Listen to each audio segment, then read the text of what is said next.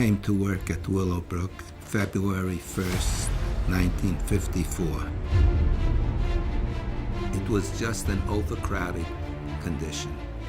Willowbrook was built for 3,400 clients, and they came up to over 6,000. If you put that amount of people in tight quarters, you know what you're going to get. In fact, even the first day that I came home, I was very depressed, but I had to help. I couldn't leave. People with developmental disabilities were put away in institutions, out of sight, out of mind. There was no treatment for these children. Actually, it was more of a dumping grounds at one point when parents couldn't take on this burden. When a family had a child with a developmental disability and they went to their pediatrician said, they believe you didn't have this child, put this child away and continue with life. I was there close to 50 years. I was there Shabbos. In fact, even after my wife gave birth to our children, I had the girls from Building 32 wheeling the carriage. And people would ask, aren't you afraid? Afraid of what? Rabbi Goildberg, I used to be in Willowbrook. He was chaplain. Used to go to shul with him. Every Passover, he'd invite me over to his house. I said the 4 questions. Philip was in Building 5. He was in my classes in Building 5. We had a classroom there. He still is in touch with my wife. My wife still sends him gifts. Unbeknownst to many, Rabbi Goldberg even walked across the Verrazano Narrows Bridge from Borough Park on the Jewish holidays to serve his clients in Willowbrook. The Verrazano Bridge does not have a walkway, so the police would follow front and behind him. He never talked about it, he never told anybody. This is just something he did. We had Hanukkah parties, we brought in volunteers. Thank God we succeeded a lot.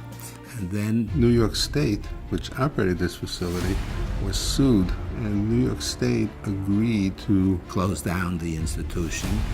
We had to look for Jewish group homes. We had over 1,000 Jewish children. They were going everywhere, except not the Jewish homes. I came upon OHEL.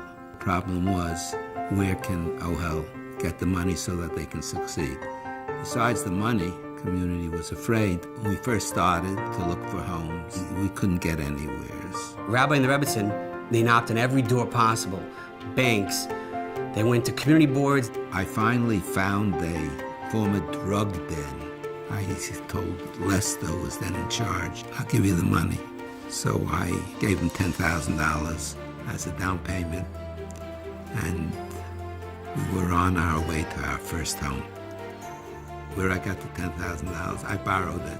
I was the 5th board member of a fledgling agency called Bais Ezra Community Residence Program. The group home consisted of 10 residences. In this case, it was women. I was in Willowbrook, and I'm not going back there. Bais Ezra was the best. When Irene came to us, she was one of the first people that moved into the home, and she is a very jovial, happy person, and she was so excited to live in the community, to be able to walk to a store by herself, to be able to go out to 13th Avenue and get pizza. The agency has over 200 apartments and residential facilities. We have 4 different day programs, and we service a lot of people in their homes. And people just accept them, and it's part of life now. And Rabbi Goldberg was one of those people who really started the whole movement to have our folks accepted into the community. Rebbetzin Malka, to this very day, is still involved with the original clients from Willowbrook. She gets telephone calls from them, and she even sends them money. There's nobody like them. They are the core of the chesed of our community. They're just very beautiful people. I will never forget what Rabbi Goldberg did for us and for all the children. What would have happened to these children if not for Rabbi Goldberg? Rabbi and Rebbetzin Goildberg are heroes. They're heroes because they didn't just change the idea and the thought process of the Jewish community. They were a big part of changing the whole community in general. Their idea of what people with developmental disabilities could do and what they are able to be part of a community. The communities love the clients.